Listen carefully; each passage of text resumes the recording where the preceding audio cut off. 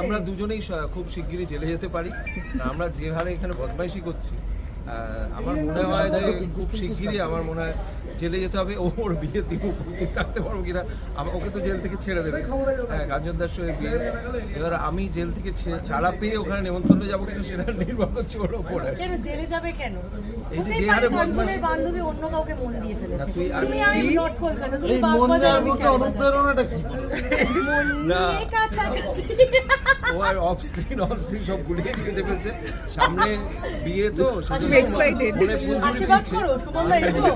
এই জন্য জানাম ওর সামনে আমি আড়াল থেকে দিচ্ছিলাম।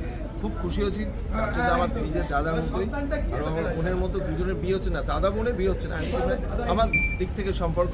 এই জন্য আমি এখনই উল্টো দিচ্ছি।